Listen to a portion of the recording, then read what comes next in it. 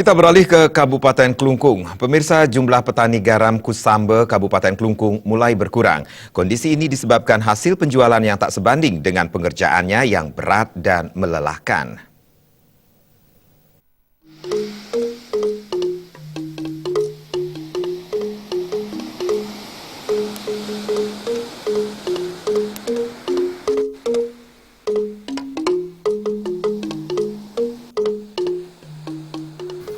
Beginilah kondisi Pantai Kusambe yang terletak di Kabupaten Klungkung. Pantai yang terkenal dengan hasil olahan garam berkualitas tinggi dengan cita rasa gurih khas Bali, bahkan sudah diakui sampai ke negara Jepang. Para petani garam di Kusambe masih mempertahankan cara-cara tradisional untuk proses pembuatannya. Namun sayang jumlah petani garam Kusambe sudah mulai berkurang saat ini. Dulu jumlah petani garam Kusambe 20 kepala keluarga, namun saat ini hanya 14 kepala keluarga. Kondisi tersebut diperparah dengan tidak adanya regenerasi petani garam.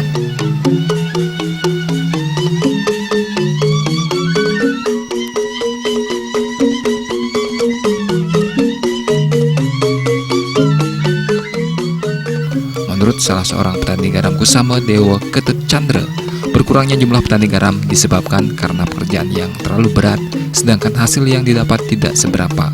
Dalam sehari pihaknya mampu menghasilkan hingga 15 kg. Hal tersebut berbeda jauh dibandingkan dulu yang mampu menghasilkan hingga 45 kg per harinya.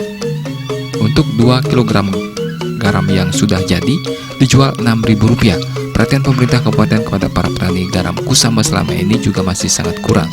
Selama ini para petani tersebut sangat bergantung pada wisatawan yang berkunjung untuk membeli garam asli Bali. Selama ini, para wisatawan asing seperti Jepang dan Prancis sangat meminati garam Kusambe.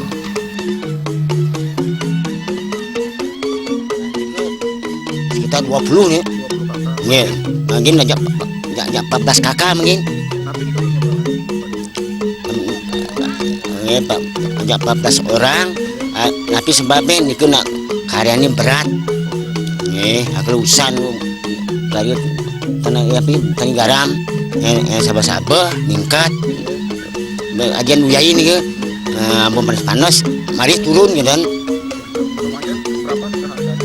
harganya makin ini pergenggeng wingi nih ke di 6 tali nih.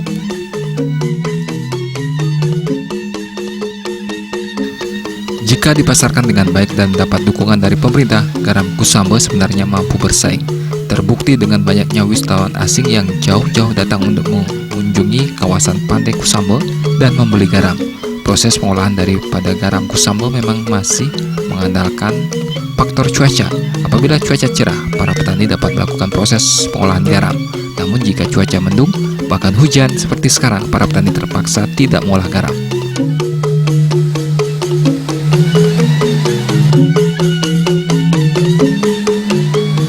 Andika Bali TV.